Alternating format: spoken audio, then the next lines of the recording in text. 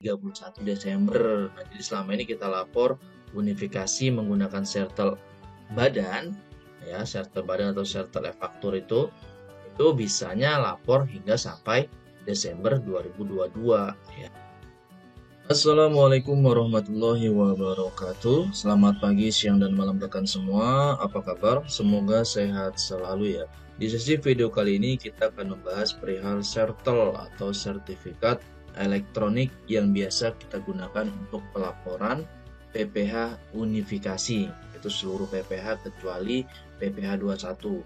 Ini lagi heboh untuk sertifikat elektroniknya itu sertel badan, sertel atau sertifikat elektronik tidak bisa lagi digunakan untuk lapor PPh unifikasi, tapi harus menggunakan sertel COP-nya, direkturnya atau manajernya atau kuasanya. Nah, bagaimana aturan terkait perihal tersebut? Mari kita bahas videonya bersama-sama. Ya, bagi kalian yang baru berkunjung di channel ini, jangan lupa berlangganan gratis dengan cara klik tombol subscribe di bawah ini, lalu nyalakan loncengnya agar kalian mendapat notif pertama ketika channel ini update video terbaru, pastinya perihal perpajakan. Atas subscribe dan loncengnya diucapkan terima kasih. Baik teman-teman semua, ini adalah sertel wajib pajak atau kuasa digunakan untuk lapor PPh unifikasi. Kita bahas dulu dari aturannya, ya. Jadi dari di Per 24 PJ 2021 itu di pasal 9 ada beberapa pasal ya, sampai 15 kalau nggak salah. Di pasal 9 tuh bunyinya seperti ini. Pemotongan unifikasi itu dibuat melalui aplikasi e-Bupot unifikasi dan ditandatangani secara elektronik dengan tanda tangan elektronik. Nah, saya rasa teman-teman juga udah tahu ini ya, karena kita memang lapor unifikasi atau lapor PPh itu approvalnya ketika mau lapor terakhir itu harus upload sertelnya, sertifikat elektronik yang masih berlaku. Kalau expire juga tidak bisa. Nah, sertel yang kita gunakan ini itu adalah sertel dari sertel badan yang juga kita gunakan untuk lapor e-faktur web ya. Saya rasa teman sudah tahu ya ini ya. Nah, yang kedua juga disampaikan melalui aplikasi e-Bupot unifikasi. Pasti laporan juga melalui e-Bupot unifikasi yang ada di DJP online. Nah, lalu di ayat 3 itu dijelaskan bukti pemotongan unifikasi dan SPT masa PPh unifikasi ditandatangani secara elektronik dengan tanda tangan elektronik oleh wajib pajak atau wakil wajib pajak atau kuasa wajib pajak. Nah, ini keywordnya ya, dengan menggunakan sertel milik wajib pajak atau wakil wajib pajak atau kuasa wajib pajak dimaksud. Nah, di ayat 3 inilah di keyword kita sebagai acuan bahwasanya sertel yang digunakan adalah sertel si wajib pajaknya atau wakil wajib pajaknya ya. Si siapa, entah itu penandatangannya, pokoknya entah itu manajernya, apa itu direkturnya, dan lain sebagainya, atau kuasa wajib pajak, mungkin menggunakan kuasa. Nah, maka juga harus menggunakan sertel si kuasa wajib pajak tersebut, tidak bisa lagi menggunakan sertel si badannya. Ini jelas ya, di ayat 3 ini bunyinya seperti itu. Nah, di ayat 4 juga wajib pajak atau wakil wajib pajak atau kuasa wajib pajak sebagaimana dimaksud pada ayat 3 ini, itu jika belum memiliki sertel atau memiliki sertel namun masa berlakunya habis, nah maka harus mengajukan permohonan penerbitan sertel atau sertifikat elektronik. Nah, berarti ya memang benar-benar wajib. Nah, namun pertanyaannya sekarang adalah si OP, orang pribadinya atau wakil wajib pajaknya ya, manajer atau kuasa wajib pajak, itu kan tidak pernah namanya mengajukan sertel karena tidak ada gunanya juga sertel si orang pribadinya ya. Selama ini juga memang belum pernah ada dan juga belum ada aturan turunannya untuk proses pengajuan sertel orang pribadi.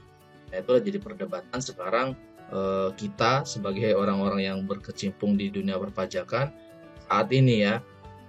Nah, dan dijelaskan di pasal 14 ini adalah keywordnya juga.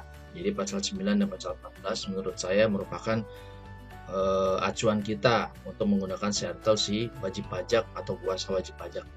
Nah, di pasal 14 ini diterangkan sertel yang dikeluarkan oleh DJP itu dapat digunakan untuk melakukan tanda tangan elektronik sebagaimana dimaksud dalam pasal 9 ayat 1 ini ya, untuk lapor unifikasi, dan ayat 2 sama SPT unifikasinya. sampai dengan paling lambat tanggal 31 Desember. Nah, jadi selama ini kita lapor bonifikasi menggunakan sertel badan, ya, sertel badan atau sertel e-faktur itu bisanya lapor hingga sampai Desember 2022, ya. Jadi ketika Januari 2023 dalam artian untuk pelaporan PPh masa Desember 2022 maka harus sudah menggunakan sertel si wajib pajak atau kuasa wajib pajak tadi. Nah, itu ya. Di akhirnya nanti di akhir tahun 2022 itu udah nggak bisa lagi menggunakan sertel si badan. Berarti kesimpulannya adalah kita harus mengajukan sertel si OP tadi, ya, si penanda tangan tadi. Nah, ini jadi perdebatan memang. Saya juga sudah survei di beberapa KPP seperti KPP Badora, KPP Solo, KPP Bandar Lampung, dan lain sebagainya. Itu beda-beda ya, tanggapannya beda-beda. Kalau kita WA beda, kita telepon kering pajak juga beda tanggapannya. Karena memang di KPP sendiri saya rasa belum ada penyeragaman ya, belum ada penyuluhan, apalagi sampai ke bawah wajib pajak itu belum ada memang penyuluhannya.